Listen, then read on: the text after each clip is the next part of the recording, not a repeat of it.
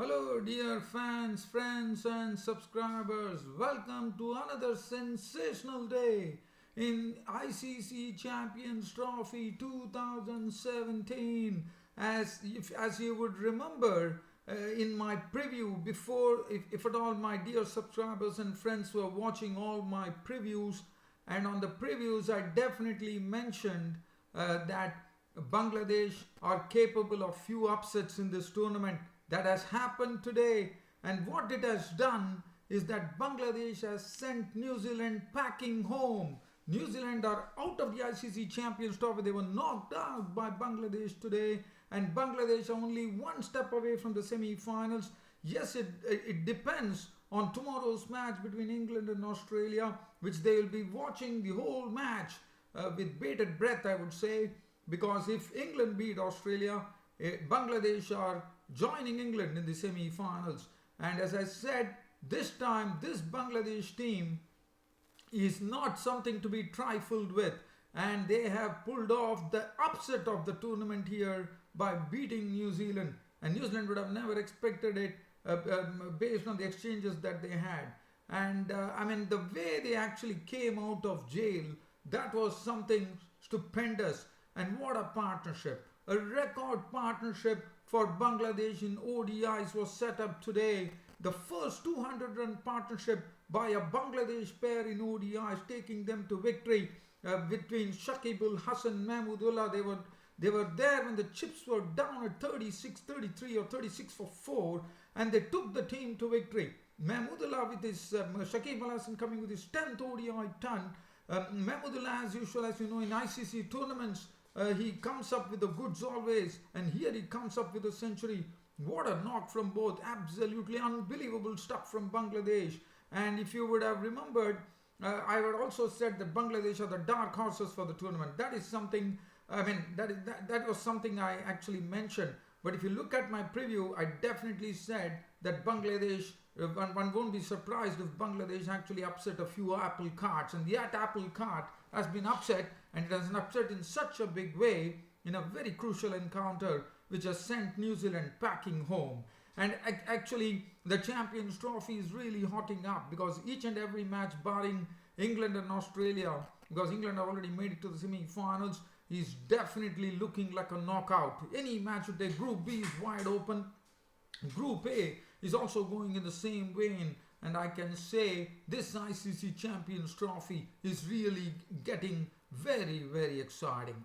So let's start off. Let's start off with this match as to what happened. So it was the 9th match, Group A, New Zealand taking on Bangladesh, and everybody would have said, based on the current form, that New Zealand would be the favourites. It was played at Sophia Gardens in Cardiff with the Taff River, where there is a good breeze blowing as well. And the New Zealand actually won the toss, and they decided that they will bat first. They batted first, and the bowling, well, it was in the hands of Mashrafe Mortaza and Mustafizur Rahman. Not much movement, but definitely they were bowling in the right areas, and Martin Guptill and Ronchi were not able to really, I wouldn't say they were not able to really go and hammer the bowling. Guptill and Ronchi played it safe and also played in a sedate manner as they added 46 runs for the first wicket, as Martin Guptill and Ronchi was a bit severe. I mean, said he hit some very good boundaries. Martin Guptill also hit through the line as this partnership reached 46 runs. But after the partnership reached 46 runs, Bangladesh drew the first blood. It was drawn by Taskin Ahmed, who actually forced Ronchi to an hook shot, and Mustafizur Rahman taking the catch. A very good catch taken, one thought, by Mustafizur Rahman of the bowling of Taskin Ahmed for 16 of 18 deliveries, 2 fours. That was wicket number 1 in the 8th over. The next to go was Guptill, when Rubel Hussain actually had Martin Guptill LBW for 33 of 35 deliveries, 4 fours and 1 6. It made it 69 for 2, and then it was two experienced blokes in the middle, the Captain Williamson and Ross Taylor.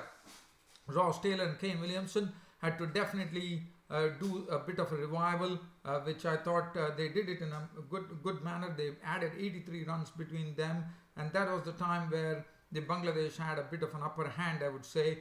because as you know, they had them at 69 for 2, and then we saw that the bowling was a bit sharp as well as the New Zealand, but Williamson and Taylor were still doing their job of slowly settling things together for New Zealand. As you know, it's a very crucial encounter for them, and both actually added a valuable 83 runs for the third wicket.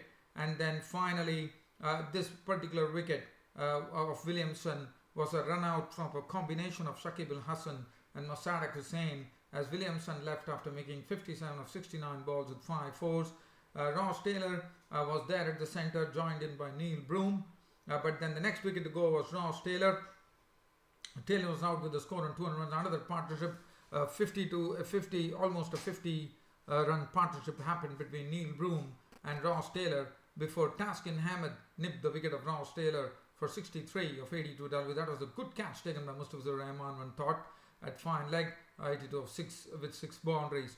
After that, we saw that James Neesham and Broom were at the crease.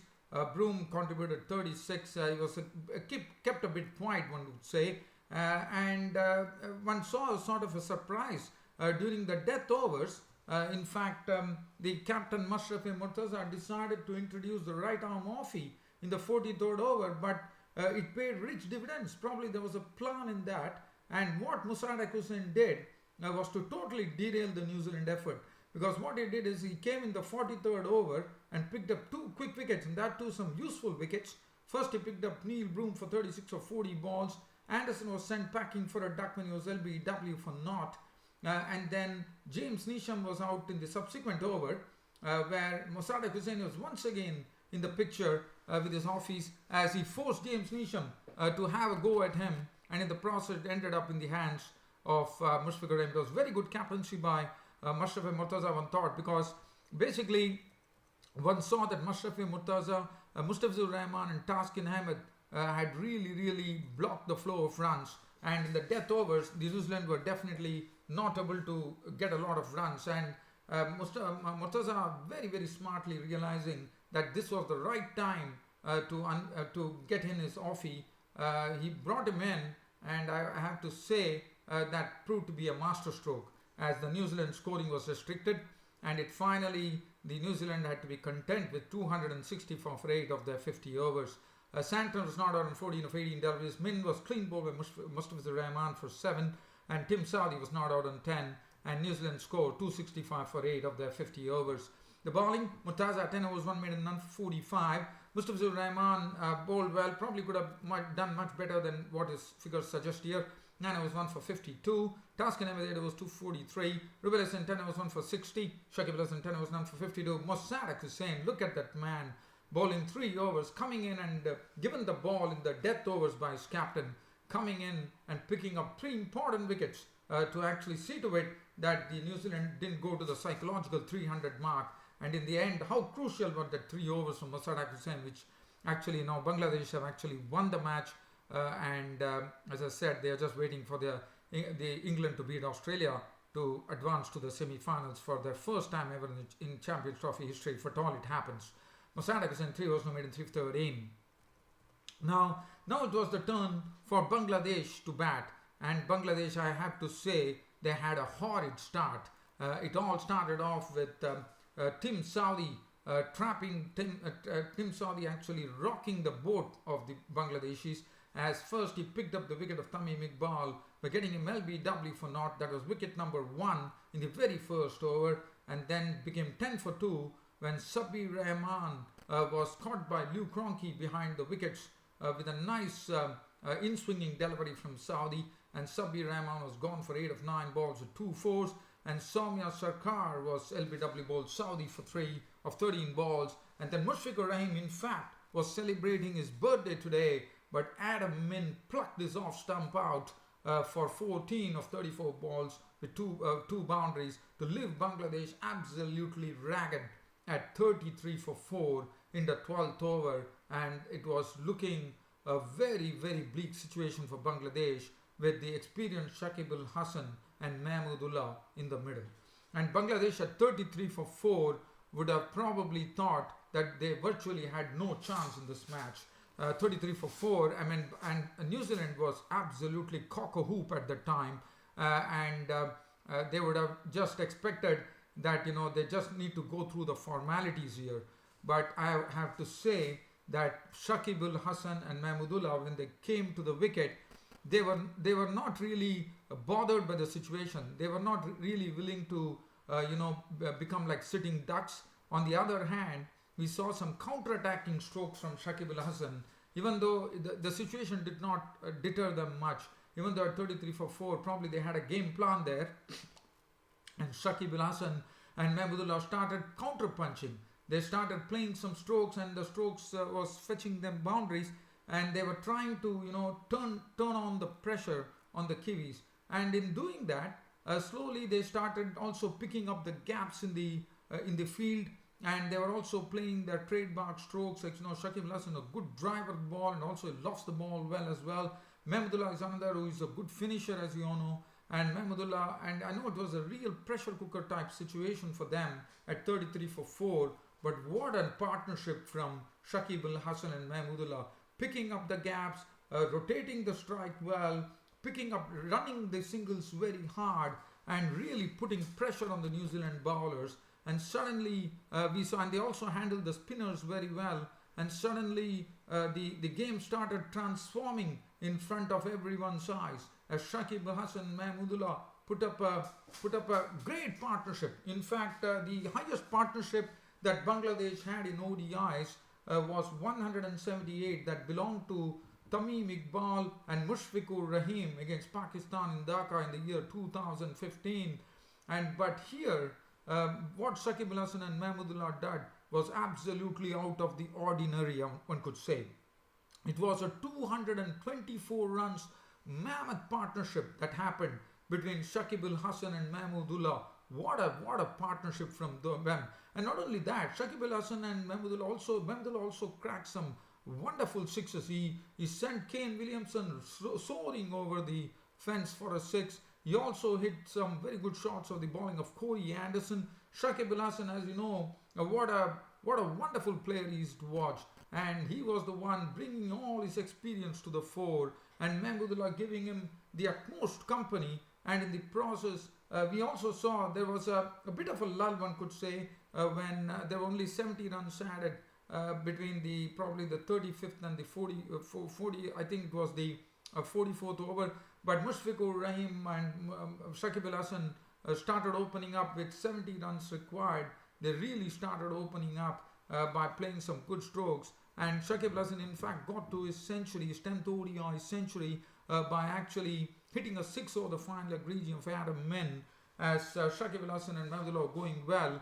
And it looked like Shakib al Hassan and Mahmudullah were the ones who were going to take them to victory with only, I would say, only 8 runs remaining for victory. But that was the time Trent Boult picked up the wicket. And Shakib al Hassan, once he got to his century, he blasted 3 boundaries to have 114 to his name. But Boult actually clean bowled him for 114 of 115 balls, 11 fours and 1 6. And Mahmudullah was there at the crease as Mossadegh Hussain joined him. And then we saw it was a mere formality which was to be performed. Mossadegh Hussain slashed the boundary. Mahmudullah had gone to his century as well, and Mossadegh Hussain slashed the boundary to set real wild celebrations in the Bangladesh camp, as Bangladesh had pulled off the upset of the tournament by not only defeating New Zealand but winning the match by 5 wickets from a position of 33 for 4 and taking them to victory. Not only taking them to victory, but pushing New Zealand out of the Champions Trophy pretty early. And Mahmudullah's knock was not out 102 of 107 deliveries, 8 fours and 2 sixes. Mossadegh Hussain was not out on 7 of 4 balls, bringing the winning hit through the third man region, 268 for 5. Bangladesh winning the match by 5 wickets. And I have to say, this was an extraordinary win by Bangladesh, which they would remember for a long time. And Shakib al Hassan and Mahmudullah, let me also say that both were matching each other stroke for stroke in the partnership. Sometimes you used to see Mahmudullah was actually getting ahead of Shakib al Hassan as far as his 50 was concerned, but Shakib al Hassan was the first to get to his century. and then both combined together tremendously well to pick up a victory. And I'm sure Bangladesh, knowing that they're such a cricket crazy country, they would be dancing all through the night, and they would be very keenly eyeing tomorrow's match between Australia and England. If England go on to beat Australia, Bangladesh are through to the semi-finals, and even if it is a washout, I think Bangladesh would be through. But yes, there is a forecast for rain as well between Australia and England tomorrow. But let's have a look at the bowling figures. Tim Saudi, 9 overs, 1 minute, 3 for 45, rocked the board, 33 for 4. Nobody would have given a chance to Bangladesh. But as I said, this was an extraordinary day for Bangladesh. Never in their history of ODIs had they gone to a 200-run partnership. And here comes a winning 224-run partnership to actually not only win, but pack New Zealand home.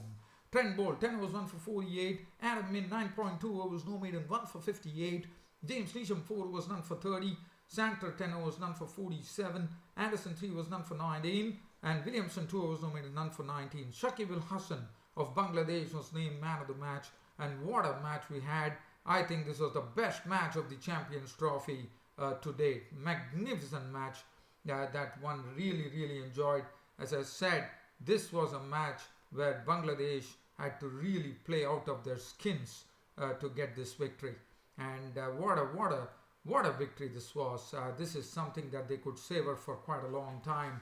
And Bangladesh would only be hoping that England beat Australia, so that Bangladesh would feel that they had, for all the hard work that they did against New Zealand, had not gone waste. But if Australia win tomorrow against England, Bangladesh have to pack their bags home, unfortunately. But Bangladesh, as a thing, would be very proud that they had a very big scalp of New Zealand in this tournament. And I'm so happy that in my preview I said this, that they are capable of a few upsets, and they have done it. And they have also I did mention too that for me, I had mentioned Bangladesh as the dark horses of the tournament. If anyone would have really read my tweets or probably even looked at my previews on the Cricket Happening show before the Champions Trophy started. Well, so now let's get on from here. So this is something. So tomorrow the match which is coming up is another important match, is that Australia versus England. If England beat Australia, Bangladesh are through to the semi-finals. But if Australia beat England, Bangladesh have to pack their bags home. And this ICC Champions Trophy is hotting up like never. Hotting up like something which one could never know. It's getting as exciting as it can be as far as the ICC Champions Trophy 2017 is concerned.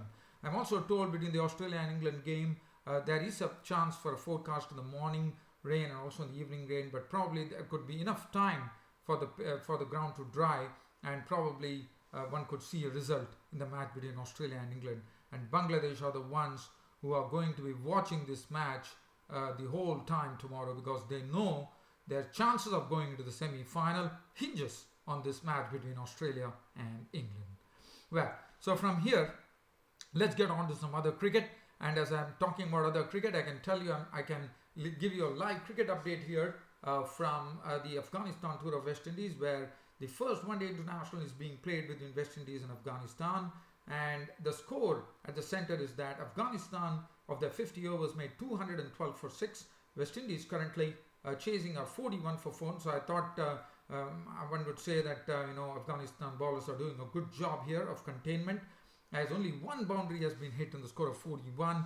We are in the 16th over right now. Evan Lewis is not out on 21 of 46 deliveries, not a single boundary. Shai Hope is not out on 15 of 36 deliveries, 1-4.